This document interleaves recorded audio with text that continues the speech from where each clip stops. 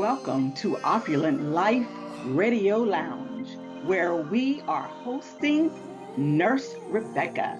Be bold, be heard, a candid conversation. And today's topic is a season of solitude. Always remember that this is an informational radio video conversation for informational purposes only, and it is not intended to be a substitute for professional medical advice, diagnosis, or treatment. Let's start our conversation with Nurse Rebecca. Hey everybody, so it's Rebecca, and for those of you that don't know, my name is Rebecca and I am a licensed registered nurse. I've been practicing for almost 12 years now, and so I've worked in a variety of different specialties and places. Right now I am traveling, but I've been on the same travel assignment for quite some time. So today we're just going to kind of jump in. It's cold, y'all. We're just going to try to jump in and we're just going to talk. So I got my coffee here. You know something? My mom put me on to the McDonald's medium coffee, and let me tell you, it's so good. It's so good. And then I hit it with that Italian sweet cream. If you know, you know. It's cold here in the Carolinas. It's very cold. At least it is to me. I'm from Florida, so when we're talking 30 degrees of anything, it's cold to me. I'm bundled up and in the house, as you can see. I haven't talked to you guys in a long time, so Happy New Year, Happy Valentine's Day, all of those good things. So I'm here today, and today we're going to talk about a season of solitude. So we're going to take a little bit of a different direction. I know the last few times that I've come on and spoken with everybody, we've talked about, very specific medical questions. And I want to kind of touch on the topic of mental health. The reason why I'm choosing to do this is because of several reasons. One being my own personal journey, and then another just being where I've kind of observed a lot in my personal circle, in my family circle, where I've just kind of seen where a season of solitude is kind of needed. So let's just kind of jump into that. So a season of solitude. What is solitude? How can we define solitude? So solitude is, by definition, let's just say a state of being alone. So, and I have some notes here just to keep me on track. So if you see me glancing down, then that's what I'm doing, just making sure that I'm staying on track with my topics. So season of solitude. Solitude, by definition, is the state of being alone. Now, this season, which we all know seasons are temporary. We have different seasons that we go through right now. We go through fall, summer, spring. These are all different seasons. And during these seasons, things are evolving and changing. When we're transitioning from the season of summer into fall, we start noticing that it's not as hot. It's the weather is starting to get a little chilly. We can kind of break out the boots and the sweaters and the different things because we're evolving, we're changing. There's a change in the seasons. So when we think about a season of solitude, should be a short-term, temporary season in which you, as a person, are going through this state of being alone. Now, a season of solitude can be voluntary or involuntary. Voluntary meaning maybe you chose to take yourself out of your environment and put yourself someplace else. Maybe you chose to move. Maybe you chose to get a divorce. Maybe you chose to stop a particular friendship. Again, that's voluntary. On the opposite end, maybe someone has decided that they don't want to be in a marriage with you anymore. So then they've walked away, or, maybe someone passed away. Those are involuntary, seasons of solitude. But whether it be voluntary or involuntary, there are some benefits that you can get from this season of solitude. So let me back up a little bit. So I've been traveling for a few years now. And initially, when I started traveling, I traveled with a person who I considered a friend at the time. And it just didn't work itself out. I don't live well with other people. It just wasn't a good fit for me. And as a result, I continued my traveling and I just went at it by myself. So I did spend a period of time in Georgia with one of my aunts, and even my aunt, may she rest in peace, we lost her recently, and I'll touch on that a little bit. But my aunt was a person that was always on the go. So even though I lived with her, she still was kind of just gone and doing her own thing, which left me a lot of time to just kind of be at her home, just kind of, collecting myself and, enjoying and embracing my season of solitude. So I made a decision almost a year ago to relocate from my hometown, which is in Florida. And I decided to relocate to North Carolina.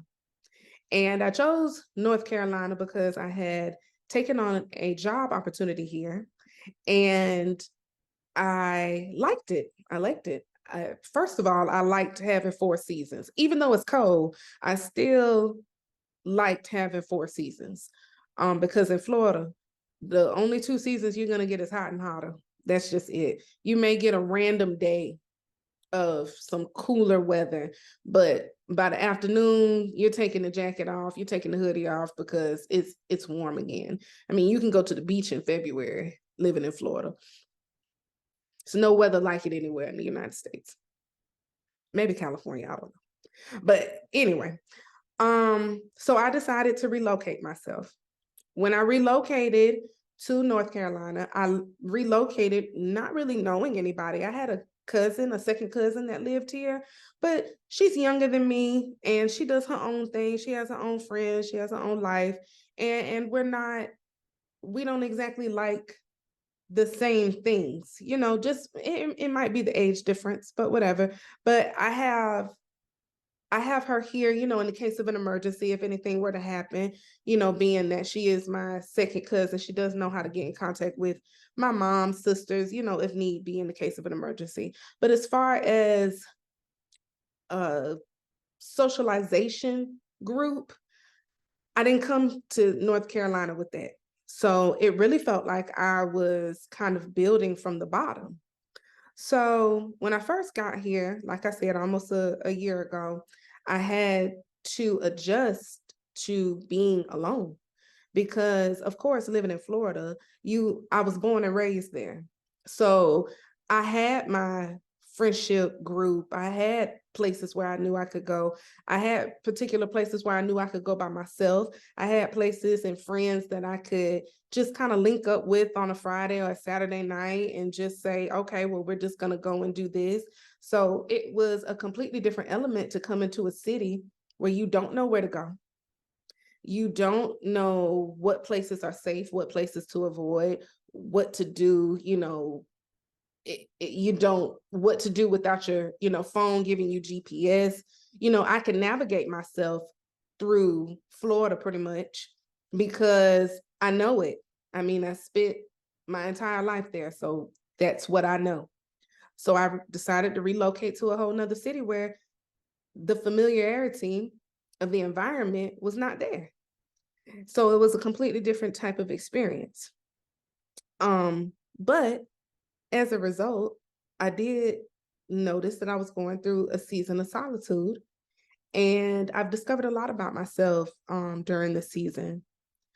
So I want to kind of talk about how a season of solitude, how a season of being alone can be beneficial to discovering who you are, to your health and just your overall mental well-being. So let's jump into it. So how does a season of solitude help? So in my opinion, I think that a season of solitude helps you to self-discover.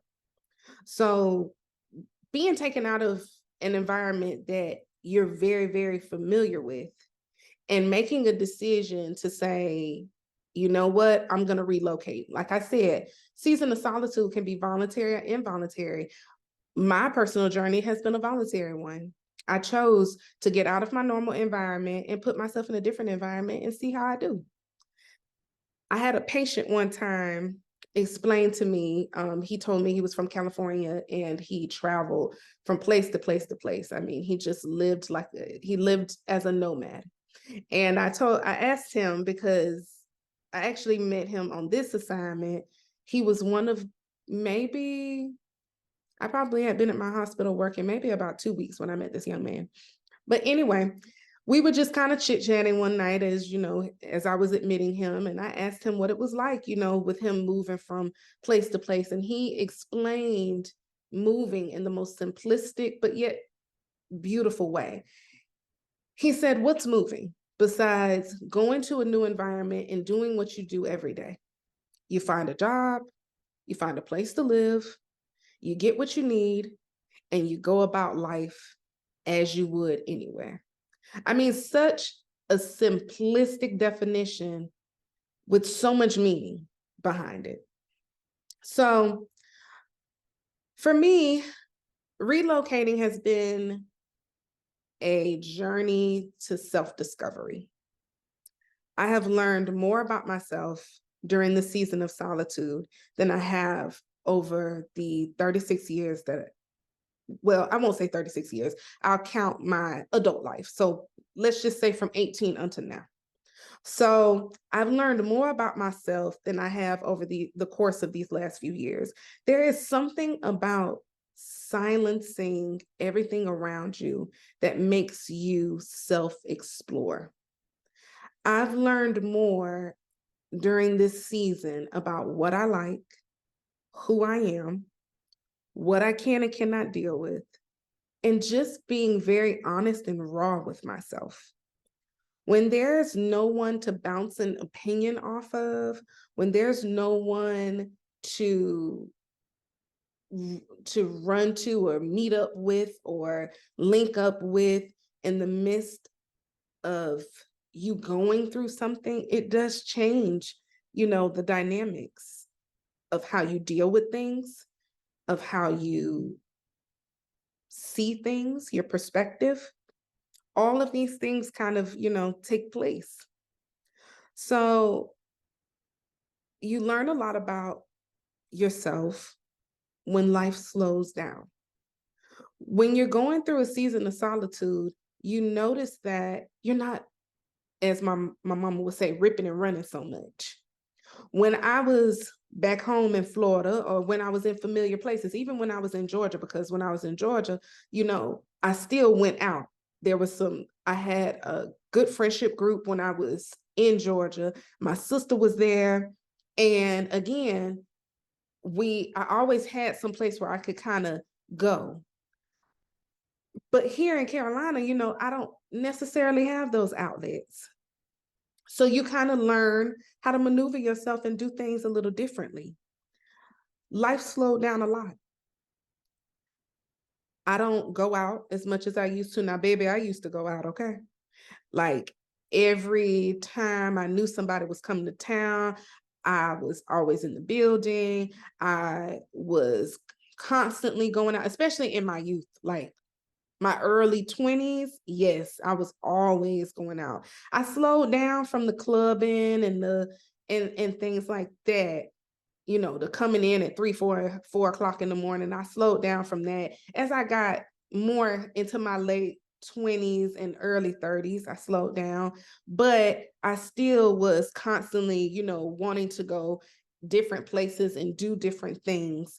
And so I slowed down a lot once I got into my 30s though. Also, Well, let me back up a little bit. So again, life has slowed down a lot.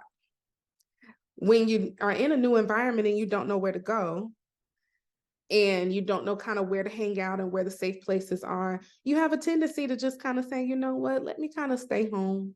Let me snuggle up with a good book. Let me watch a little television here and there. Let me do some, journaling or some, meditation. Let me go work out. Let me go do different things. You'll see lots of sun. You can expect a high of 69 degrees Fahrenheit and a low of 45 degrees. Child, that's Alexa. She's so disrespectful. She hear me over here talking and she just gonna interrupt my conversation. She's a lot.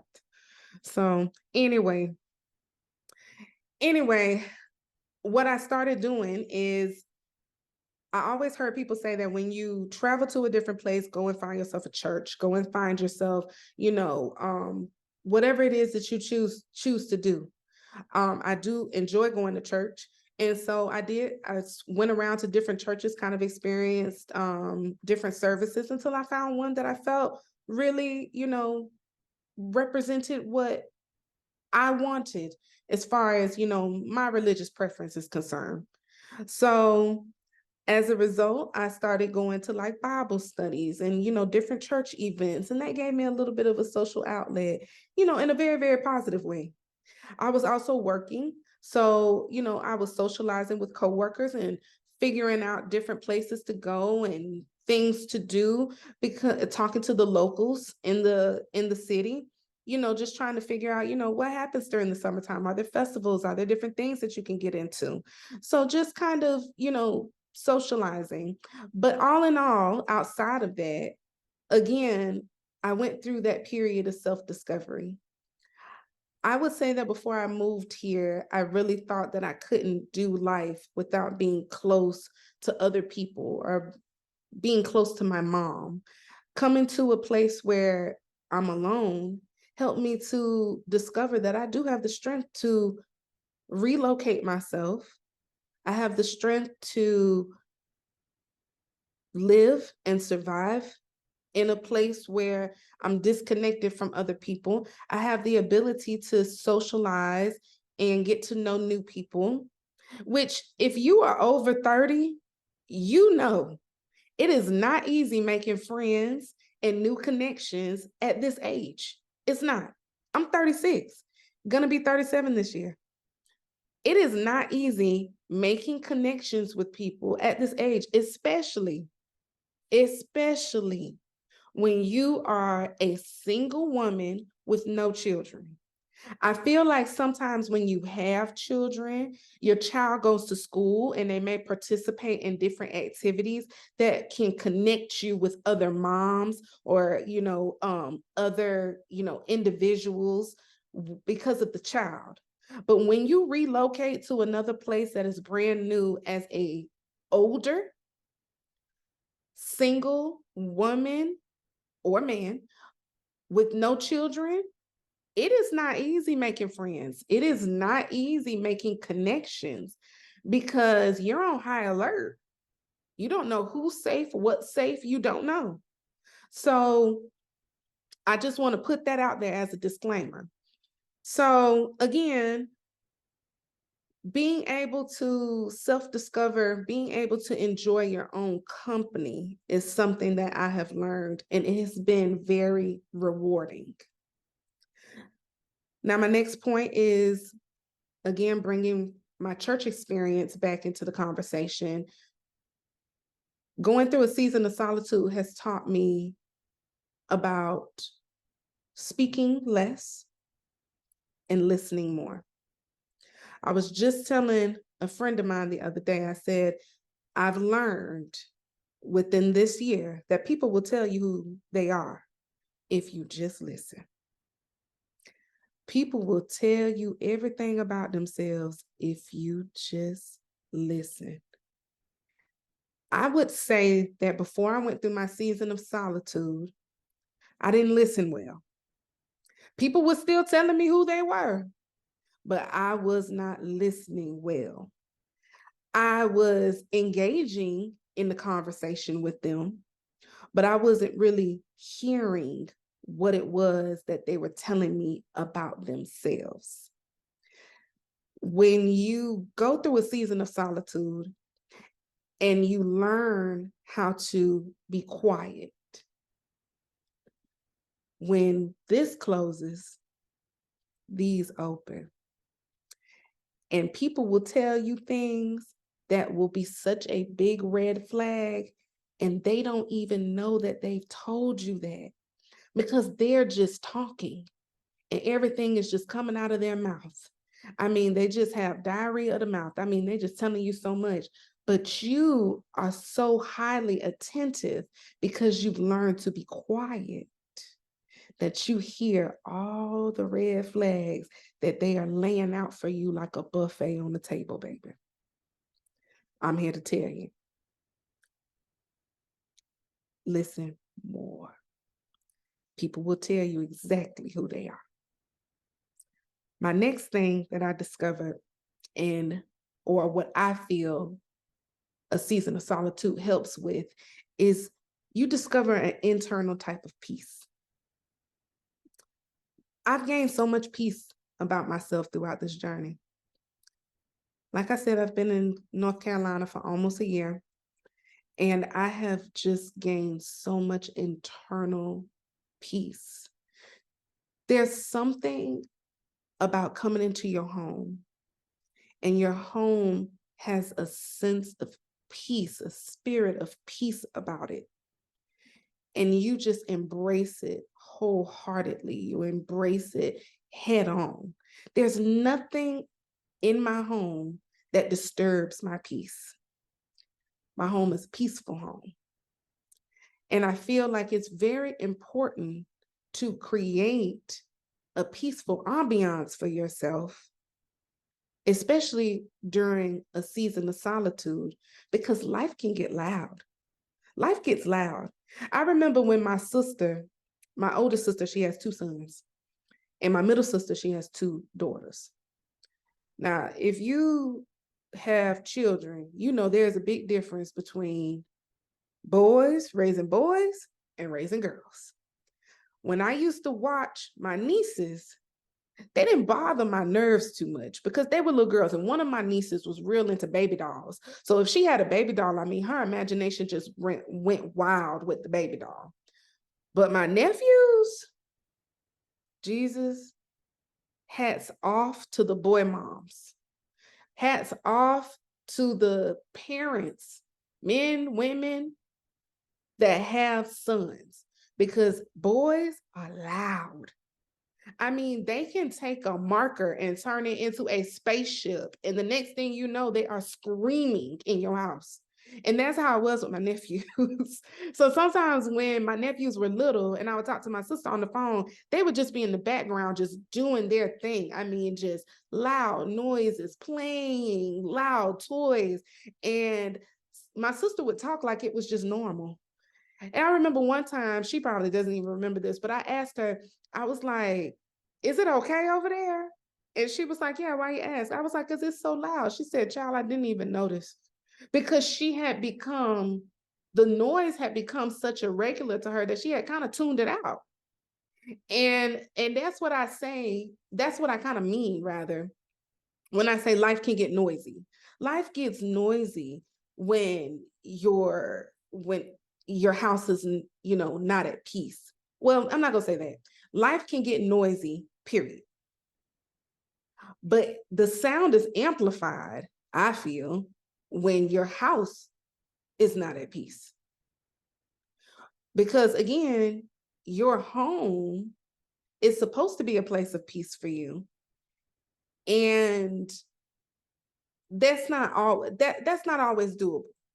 But when you go through a season of solitude, you learn to have an internal peace about yourself.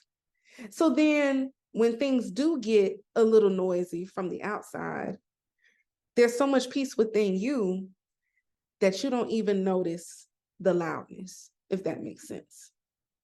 So some of the things that I've discovered during this time of solitude for myself is how much I enjoy my own company. I think it's important for you to learn how to enjoy your own company. I think that you need to have that time where you're just kind of like, you know what? I just enjoy the company of myself. I've had friends, close friends, that I noticed were very socially dependent. Let's just put it at let's just leave it at that. So I've had friends that are very socially dependent. You don't see them by themselves. They're uncomfortable by themselves. They don't, the thought of being alone is almost scary for them. Anytime that they're by themselves, it's very short-lived. They are looking for somebody to talk to or someone to engage with. They are people that they thrive off of interactions with other people. Though that is good, because as people, we do need people. But every phase in your life is not going to involve another person. And when you have not learned how to enjoy your own company, you get to a point where when that part of your life that doesn't involve another person, you start to feel lonely, and you start to maybe possibly, I don't want to say act out, but I can't think of another phrase or word, but you may start to act out socially. You may start engaging with people that really you shouldn't be engaging with them. You may start participating in acts that maybe you shouldn't necessarily, participate in, all for the sake of companionship, which can be dangerous. I think what people need to understand is that a season of solitude or being alone is not equivalent to loneliness.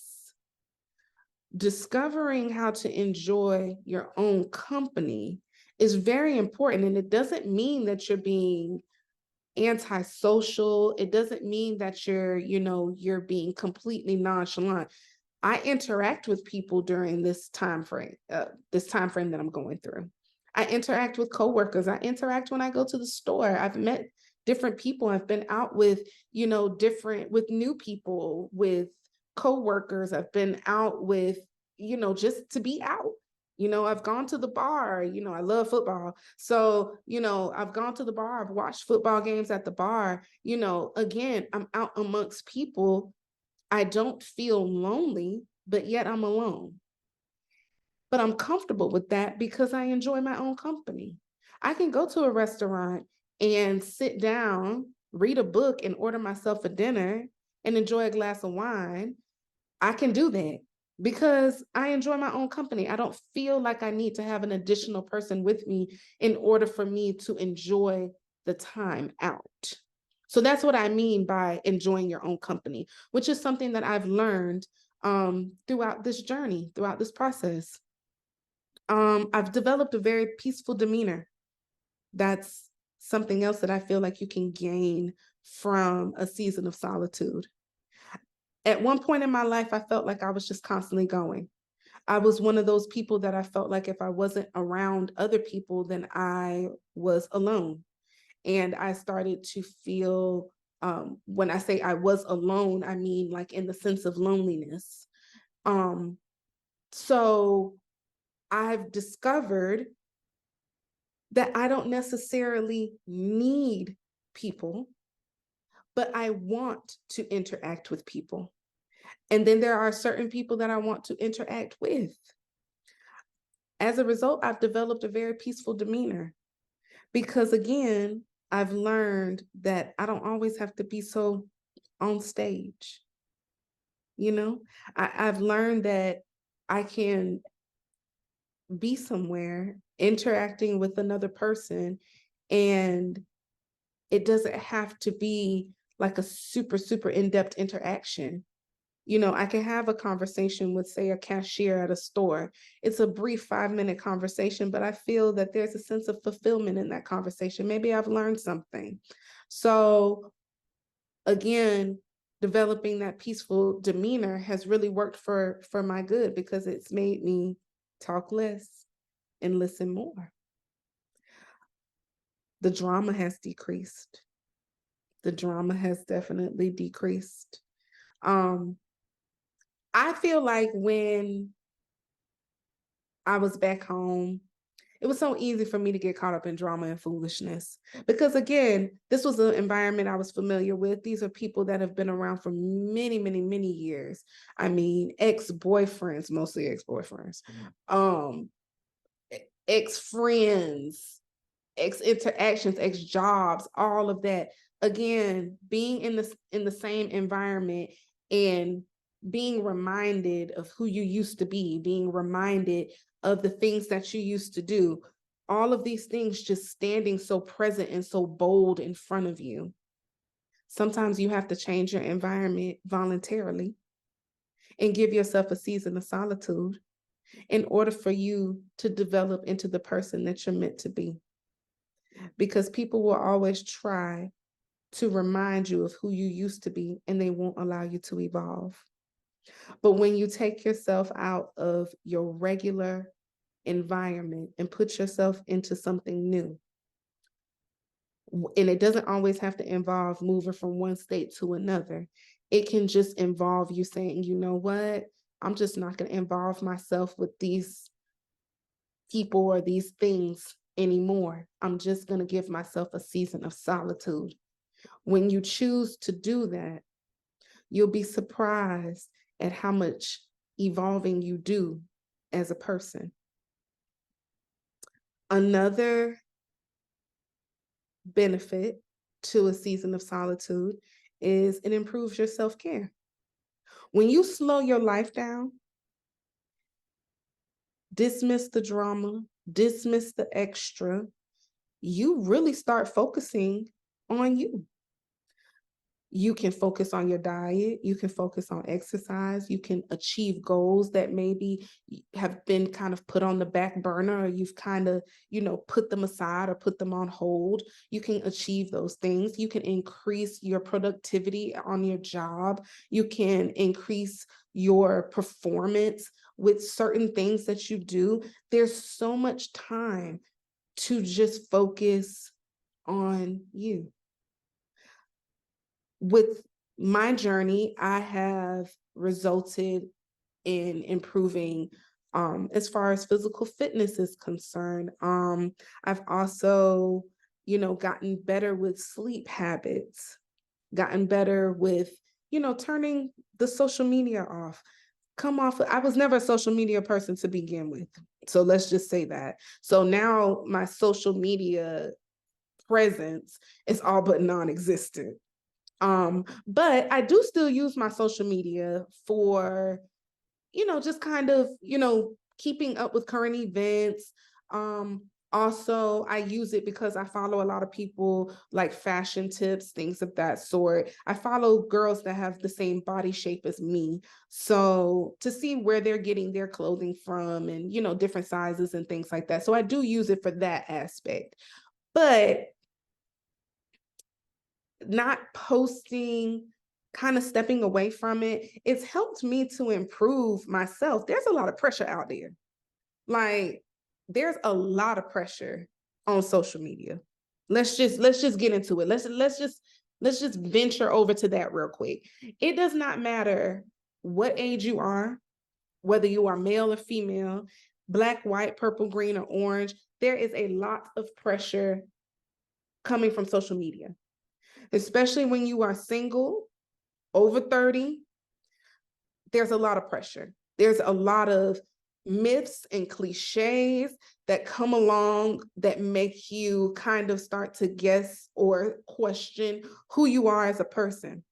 At one point, social media was telling me that because I was over 30, never been married, and have no children, that something was wrong with me. That's what social media was telling me. Social media and society were telling me at one point that I wasn't, good enough, small enough, pretty enough. And there was just a lot of pressure. Social media was telling me that my look wasn't, good enough. And that's a lot. So I had to step away from the social media for a period of time just to take some of the pressure away. Because even being the age that I am, I started to feel the heaviness of wanting to conform to societal norms or societal expectations. And that was a lot on me. And I can only imagine that if it's a lot on me in my 30s, I cannot even imagine what these teenagers are going through with the pressure of society telling them what they're supposed to look like, how they're supposed to act, what do you need to do in order to get into a relationship, et cetera, et cetera, et cetera. It's a lot. It's a lot. And I found myself needing to pull away from that as a form of self-care, as a way of showing myself, you know what? You're loved in this capacity. I told my sister who was doing the editing for my last video, I said, I don't want to be seen. I want just my voice to be heard, but I don't want to be seen. And let me tell you something. My oldest sister, what she says goes. When she put her foot down, she's going to do it the way she wants to do it, and there's no other way to do it. So she told me that's too much for her to do as far as the editing is concerned. The video goes up as is. And let me tell you something. When I saw that video, I was 38 hot at her too. And she told me, she said, well, it's too much. She said, allow people to just see you in your element. Just allow people to see you like this. There would not have been a time that I would have put out anything that would go on the internet with any type of hat or head wrap or anything on.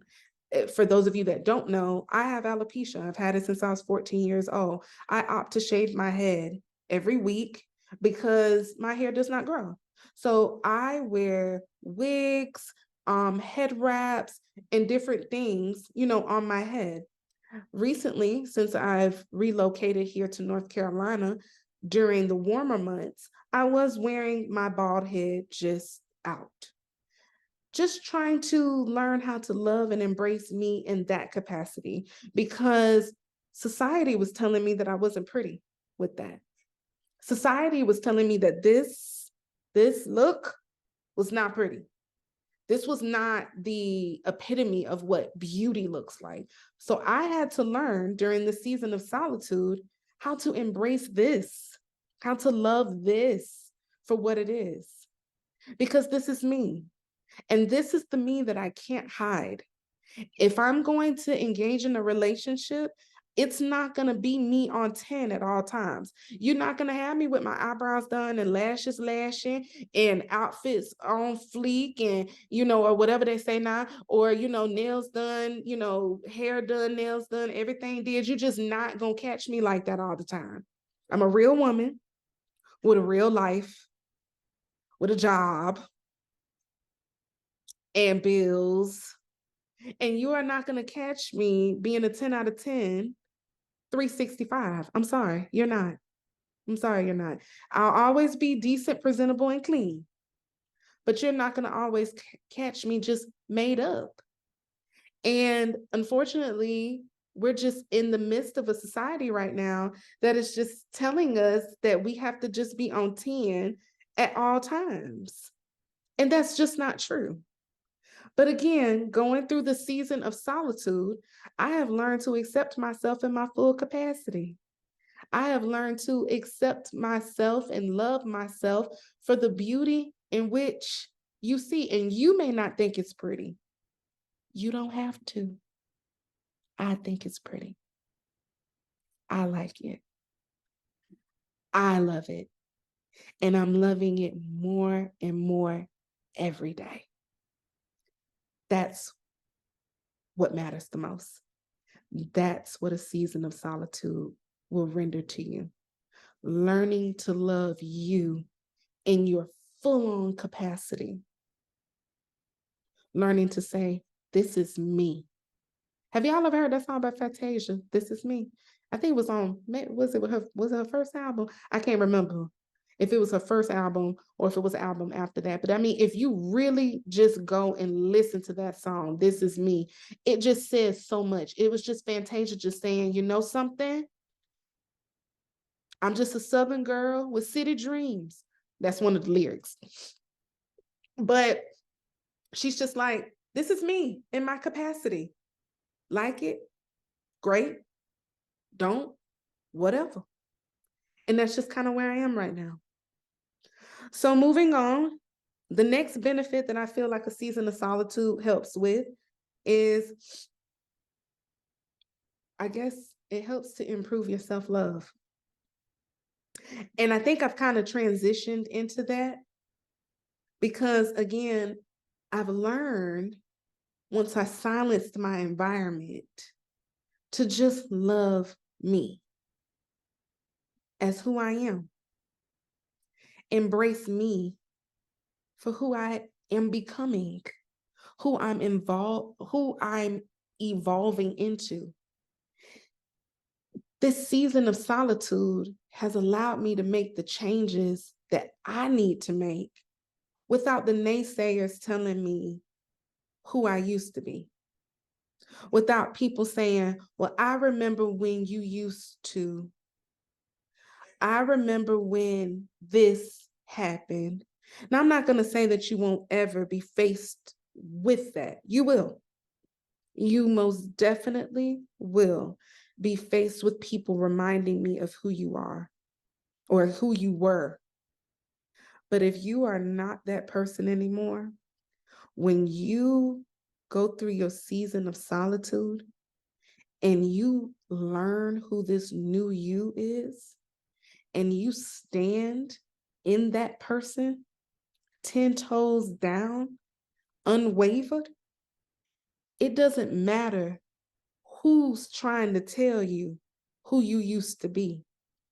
You're so rooted in who you are now. There are people that want to remind me of who I used to be, and that's all right.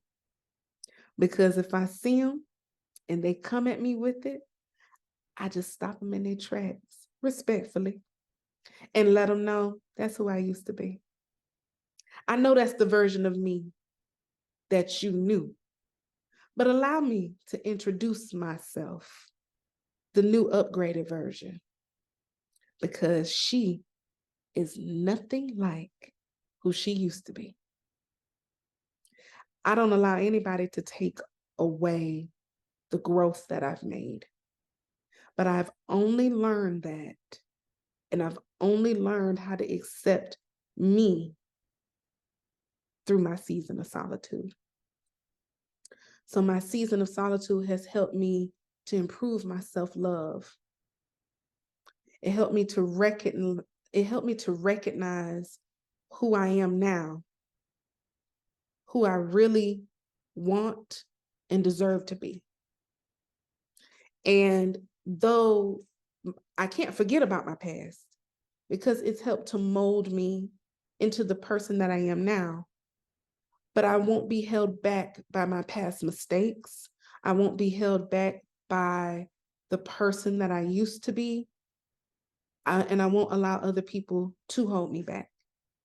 So that's probably one of the biggest and most beneficial discoveries that I've come upon in this journey. So to wrap it up, I want to remind you that a season of solitude helps with self-discovery. So we're just going to recap.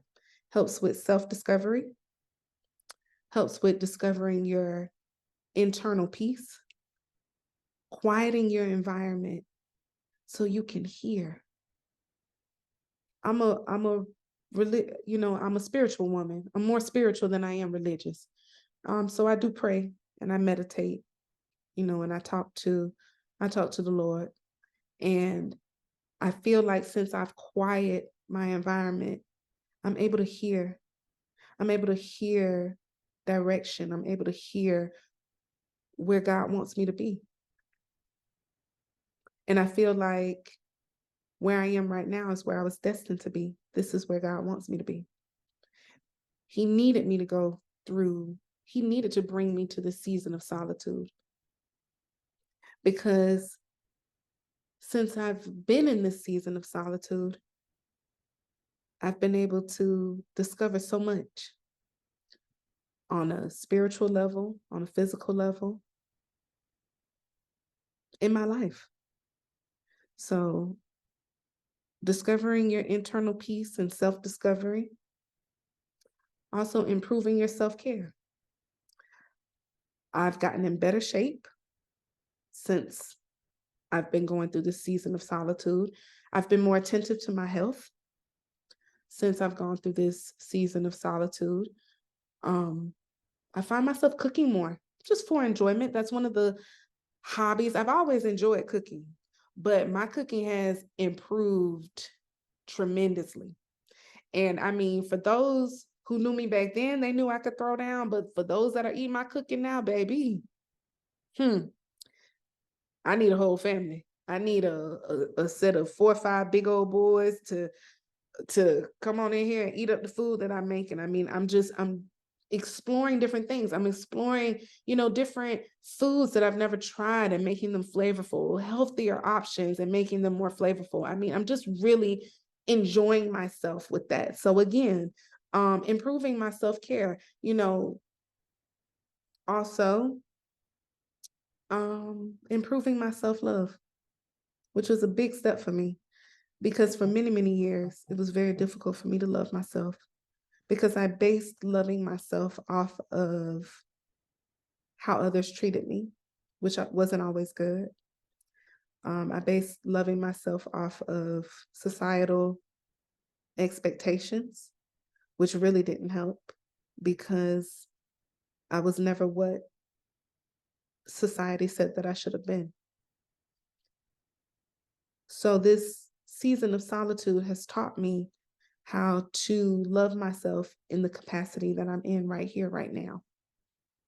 A season of solitude is not equivalent to depression or loneliness. I want to make that very, very clear. Season of solitude is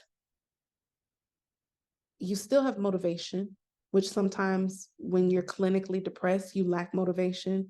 You lack a desire to interact with other people. Season of solitude, you don't go through that. I don't not want to interact with people, and I still do interact with individuals. I'm just okay if the invitation to a party doesn't come to me. I'm okay with that. If the invitation out to a company dinner or something of that sort doesn't happen, I don't feel empty or feel like I've missed out on anything. So, it's different than being clinically depressed. I don't lack motivation. I still get up, in the morning with the morning routine. I still have things that I'm doing. I'm still, running my errands. I'm still putting, on my clothes and my makeup and, I'm still engaging. I just don't have a particular group of people that I do things with, or, I may not be engaging in a social activity on a weekly basis. I may not, be going out to the bar or going to, a movie or something like that every single week or every time I'm off from work.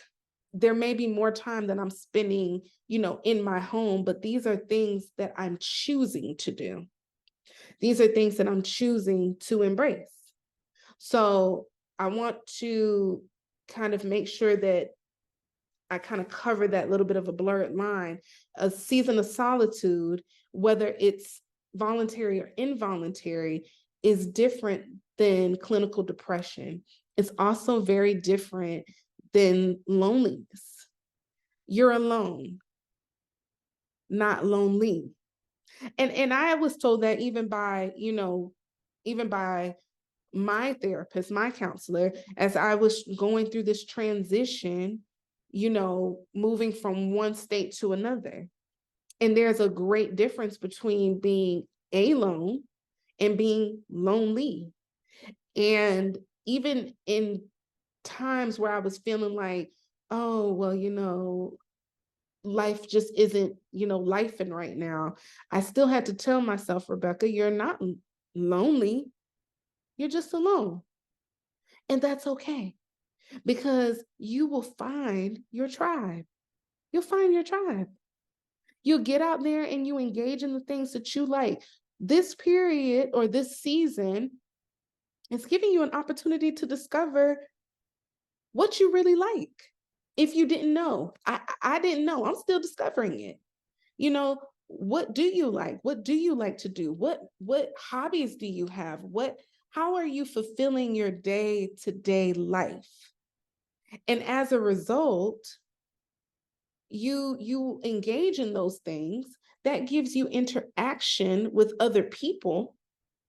But then when you go home, like for me, when I come home alone because I'm a single woman with no children. So, when I come into my house, it's completely quiet and it's alone. But I've learned how to enjoy this time because there will be a time where the house will be noisy. There will be a time that, the husband will come, the children will come, all of these things will come and things will get noisy. So I am choosing to embrace this time and this moment, and there's nothing wrong with that. What I want you to know is that a season of solitude is about evolving. It's about evolving. It's about discovering who you are. It's about discovering what you like and what you need. You're not the same person at 35 as you were at 25. You're not the same person. You won't even be the same person at 50 as you were at 35. It's impossible. Impossible. This coffee's so good. So you're evolving. Life is evolving. You're evolving. The things you do, your progress, your work life, what you tolerate, your relationship, it's constantly evolving whether or not you want to accept it or not. You're evolving. A season of solitude helps you to recognize the evolution, helps you to embrace it, and helps you to make adjustments accordingly. Not all evolution is good. Not all evolution is good. Everybody's not evolving into something even better. You should be, because as you get older, we should be like fine wine. We get better with time, but that's not always the case. So what are you evolving into? Are you evolving into a better person? Are you evolving into a better friend? Are you evolving into a better spouse? What are you evolving into? Sometimes you need time alone in solitude in order to discover who you're becoming, and in order for you to discover if you like who you're becoming. And it will help you to recognize if there is a change that is needed. How do you go about the change? What do you do? What's the plan? Again, all questions that you ask yourself once you quiet your environment and embrace a season of solitude.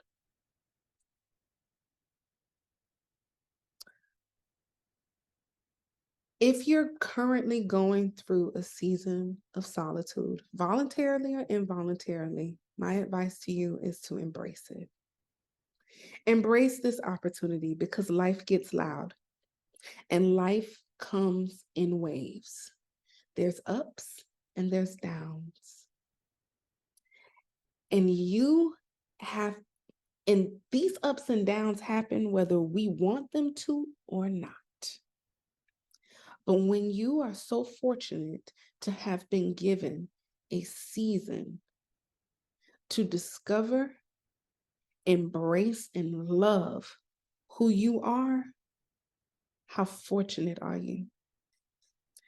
Not everybody gets a season of solitude. Some of us just have to go out there and snatch it. We have to just take it because life be lifing, okay? So if you're in this season of solitude, embrace it, accept it for what it is. Remember, you are alone, but not lonely. Embrace this moment. And for those of you that want a season of solitude, figure out a way to make that happen for yourself. Whether it involves you changing your environment, maybe you do need to uproot yourself and move. That's what I did. I uprooted myself and moved out of a familiar environment into a completely unfamiliar territory. And I am living it, I'm thriving in it, and it is working for my good. It is working to improve who I am, and I am loving me more every day. It's a journey. It's a journey. Life is a journey. It won't always be perfect. A season of solitude helps you embrace you, and it can benefit, it will benefit your mental health. So as we continue to move forward from this, from the beginning of 2024, I encourage you that in whatever capacity that you can, find and embrace a season of solitude to discover who you are and love that person. Make adjustments accordingly and embrace the time. By doing so, you're doing yourself a favor mentally. And this is something that you deserve. So, again, my name is Rebecca, and I'm your nurse, and I am telling you, for your mental health, for the benefit of your mental health, embrace a season of solitude. I love you, and I wish the best for you. And I hope you continue to have a wonderful 2024. And if your 2024 has started off badly, because mine has been a bit rough, I pray and hope that it smooths out for you and that it gets better. So until next time.